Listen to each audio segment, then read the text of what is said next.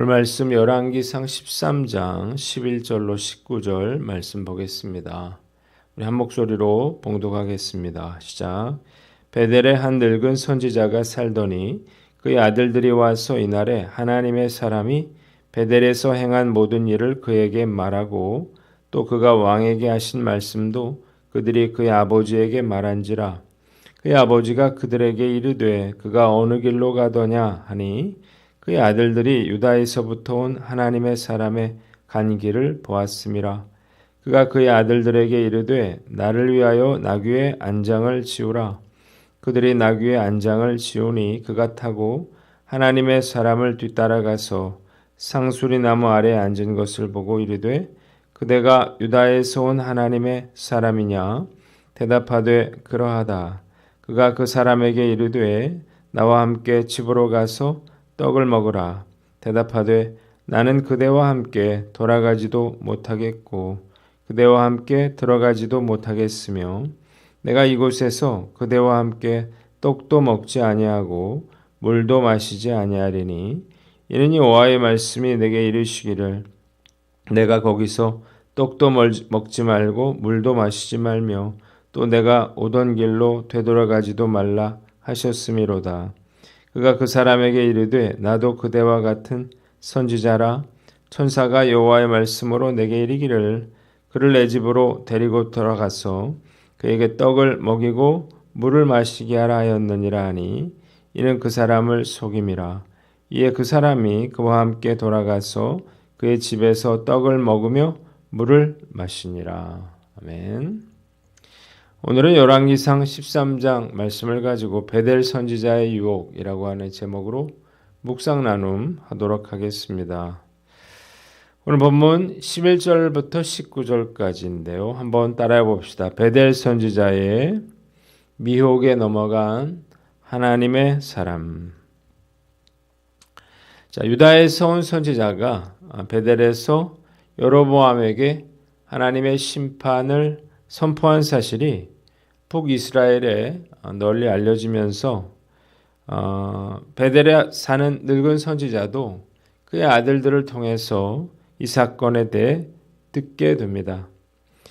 당시 북왕국에 거주하던 레위 자손들은 여로보암의 이런 악한 종교 정책으로 인해서 거의 대부분 다 유다로 떠났는데 이 늙은 선지자는 베델에 그대로 남아 있었고 선지자로서의 그러한 역할도 수행하지 못하고 있었습니다. 유다에서 온 선지자가 여로보암에게 심판을 선포했다라고 하는 말을 들은 베델의 선지자는 급히 나귀를 타고 그의 뒤를 쫓아갑니다. 하나님의 사람이 한 예언과 행동을 전해 듣고 그가 정말 하나님으로부터 보내심을 받은 참 선지자라고 하는 그런 확신이 있었기 때문이에요. 그는 결국 하나님의 사람을 만났고 그에게 자기 집으로 가서 떡과 물을 마시자 이렇게 청했습니다. 그러자 하나님의 사람은 하나님께서 어떤 집이든 들어가지 말고 또 먹지도 마시지도 말라 이렇게 명령하셨다고 말하면서 늙은 선지자의 청을 단호하게 거절합니다. 그러자 늙은 선지자는 자신도 그와 같은 선지자라 이렇게 말을 하여 그의 경계심을 풀게 한 후에 하나님께서 자신에게 천사를 보내셔서 그를 집으로 데리고 들어가 떡을 먹이고 물을 마시게 하라 이렇게 하셨다. 거짓말을 하게 됩니다. 그의 속임수에 넘어간 하나님의 사람은 이 늙은 노인의 집으로 가서 떡을 먹고 물을 마셨습니다.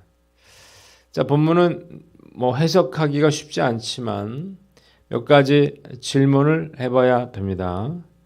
첫째로 이 베델의 선지자가 왜 이토록 집요하게 따라와서 이런 제안을 했느냐는 건데 몇 가지 추측을 할 수 있습니다. 첫째로 직업적인 의식에서 동료의식을 느껴 그와 대화를 나누고 싶었기 때문이다 라고 하는 것.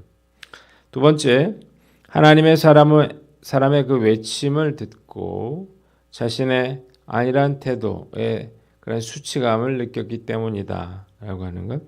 세 번째, 어떻게든 이 하나님의 사람과 친분을 맺고 싶었기 때문이다. 이런 추측을 할 수 있는데, 이유가 어떻든 간에 그의 잘못된 관심은 결과적으로 이 하나님의 사람을 실족하게 만들었다는 것입니다. 두 번째 질문은 이 하나님의 사람이 왜 늙은 선지자의 거짓말에 속아 넘어갔는가라고 하는 거예요. 자, 그는 직접 하나님께로부터 명령을 받았기 때문에 마땅히 이 늙은 선지자의 말을 의심해보고, 그리고 이것이 정말 하나님의 뜻인지 하나님께 직접 물었어야 했습니다. 그런데 안일하게도 그는 의심 없이 늙은 선지자의 말을 믿었고 결국 그의 거짓말에 속아 넘어가게 됩니다. 세 번째, 왜 하나님께서 하나님의 사람에게 굳이 내가 어떤 집이든 들어가지 말고 거기서 떡도 물도 먹고 마시지 말아라 이렇게 말씀하셨는가 하는 거예요. 자, 어느 집에 들어가서 거기서 식사하고 뭘 마시고 얼마든지 할 수 있지 않을까요? 자, 이런 의문이 생길 수 있는데 하나님께서 이렇게 이것을 금한 이유가 무엇인가?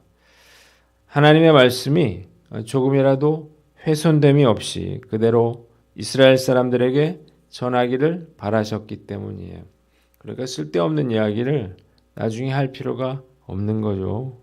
그래서 하나님이 이것을 금하셨다 이렇게 추측할 수 있습니다.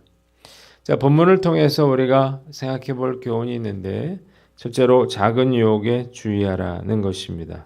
한번 따라해 봅시다. 작은 유혹에 주의하라.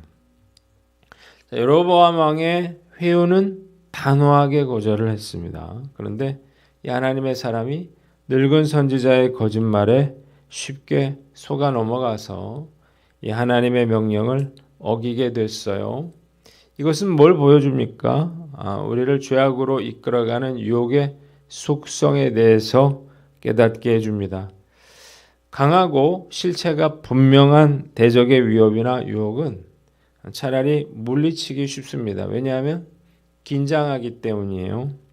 그런데 작은 유혹은 그렇지 않죠. 그래서 우리에게 더욱 위험할 수 있는 것입니다. 사단의 유혹은 큰 게 아니라 작은 유혹으로부터 시작된다는 사실을 믿으시기를 바랍니다. 하와를 유혹해서 선악과를 따먹게 했던 이 사단의 전략도 마찬가지인데, 만일 사단이 처음부터 이 하와로 하여금 선악과를 따먹으라고 그렇게 위협했더라면 하와는 결코 선악과를 따먹지 않았을 거예요. 그러나 사단은 하와에게 하나님이 정령 선악과를 만지지도 말게 하셨느냐 이렇게 물음으로 하와의 마음에 이런 불신앙 이런 것들을 심었던 거예요. 사단은 아주 작은 유혹으로 우리를 쓰러뜨립니다. 삼손을 넘어뜨리는 건 역시 힘센 군인이 아니라 약한 그러한 여인이었다는 거예요. 때문에 우리가 이 사단이 역사할 수 있는 그런 작은 틈을 내줘서는 안 되겠다는 것입니다. 그리고 또한 실수도 우리가 반복해서는 안 되는데 한두 번은 실수일 수 있지만 이것이 반복되면 고의로 저지른 죄가 되기 때문입니다. 자, 난 어떤가 한번 살펴보고 작은 죄라도 극히 경계하셔야 됩니다. 이 정도쯤이야 이런 생각으로 작은 죄들을 반복적으로 짓다 보면 결국 그 죄가 쌓여서 엄청난 충격이 될 수 있는 것입니다. 권투에서 잽이 있는데 이 잽의 위력이 엄청나죠. 처음에는 이렇게 툭툭 던지는 것 같은데 이 잽을 계속 허용하면 데미지가 쌓여서 나중에는 서 있을 수조차 없다고 해요. 차라리 한 방 크게 맞으면 시간이 흐르면 이제 회복이 되는데 이래부터 조금씩 쌓여가는 잽의 위력은 10회를 넘어가면 한 방 한 방이 정말 엄청난 그러한 위력을 발휘해서 서 있을 수도 없게 만든다는 것입니다. 죄도 마찬가지예요. 작은 죄가 얼마나 무서운가를 우리가 깨닫고 죄 짓지 않도록 늘 주의하시는 저와 여러분들 되시기를 주님의 이름으로 축원합니다.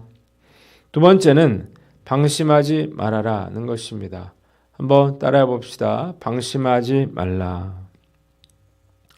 자, 하나님의 사람이 여로보암의 제안은 단호하게 거절했지만 늙은 선지자의 거짓말에 속아 넘어간 이유 중에 하나는 그가 방심했기 때문입니다. 자, 하나님의 사람은 이미 하나님이 주신 사명을 완수하고 돌아가는 길이었습니다. 그러니까 영적으로 어느 정도 해이해져 있는 그러한 상태였죠. 또한 자신을 초대하는 자가 자신과 같은 선지자라고 하는 사실에 경계를 풀고 마음을 놓았습니다. 그래서 늙은 선지자의 거짓말에 속아 넘어간 것입니다. 사단은 이렇게 영적으로 해이해진 틈을 노리는 거죠. 이번 항저우 아시안 게임에서 안타까운 일이 있었습니다. 롤러스케이트 3000m 계주 결승에서 정철원 선수가 마지막 주자로 나와서 결승선을 앞두고 이렇게 팔을 올려드는 만세 이런 세레머니를 하다가 0.01초 차이로 뒤지면서 대만 선수에게 역전을 허용한 것입니다. 정철원 선수와 최인호 선수는 금메달뿐만 아니라 병역 특례 혜택도 놓쳤는데 이후 정철원 선수는 SNS를 통해서 국가를 대표하는 선수로서 끝까지 최선을 다하지 않았던 자신의 행동에 후회하고 반성하고 있다. 끝까지 항상 최선을 다하는 선수가 되겠다. 이렇게 사과문을 올렸습니다. 임무를 완수하기 전까지는 우리가 절대 방심해서는 안 되는 것입니다. 또 나의 믿음을 과신해서도 안 됩니다. 설마 내가 무너지겠어? 이렇게 자신하는 순간 무너지기 때문이에요. 믿음을 올리는 건 참 어려운 일인데 믿음을 잃어버리는 데는 한순간이면 족한 것입니다. 이 사실을 알고 늘 깨어있는 저와 여러분들 되시기를 주님의 이름으로 축원합니다. 세 번째는 죄 지을 환경을 피하라는 거예요. 한번 따라해 봅시다. 죄 지을 환경을 피하라. 죄를 지을 수 있는 그러한 유혹의 장소는 거절하거나 속히 피해야만 합니다. 왜냐하면 이 유혹을 이길 수 있는 사람이 거의 없기 때문이에요. 자, 나는 괜찮겠지라고 하는 생각은 마귀가 주는 생각이에요. 특히 크리스천들이라면 술 취함과 방탕함의 자리는 반드시 피해야만 합니다. 그리고 또한 혼자 있는 시간도 매우 위험한 시간일 수 있는 거죠.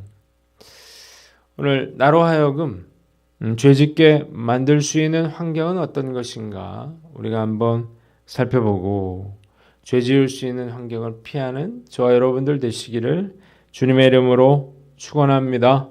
마지막으로 분별할 수 있는 능력을 길러라는 거예요. 한번 따라 봅시다. 분별할 수 있는 능력을 기르라. 하나님의 사람은 이 늙은 선지자의 거짓말을 분별했어야만 합니다.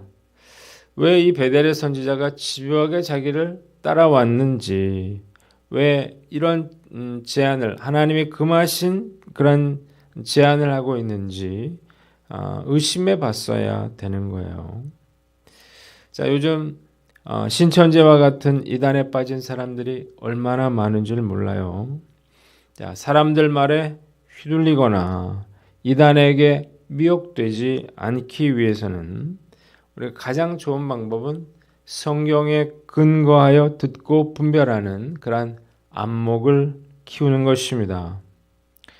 자, 그래서 영적인 판단력과 함께 또 순종하려는 그러한 노력도 게을리하지 말아야 되겠죠. 자, 그 어떤 것도 하나님의 직접적인 그러한 말씀인 성경보다 우선할 수 없다는 사실을 알고 우리가 말씀을 제대로 알아서 우리가 어떤 상황에서도 그 하나님의 뜻을 분별할 수 있는 사단의 그러한 계략을 분별할 수 있는 저와 여러분들 되시기를 주님의 이름으로 축원합니다. 기도하겠습니다. 하나님 아버지, 우리가 죄의 유혹에 무너지지 않게 하여 주시고 우리가 분별할 수 있는 그런 능력을 더하여 주시옵소서.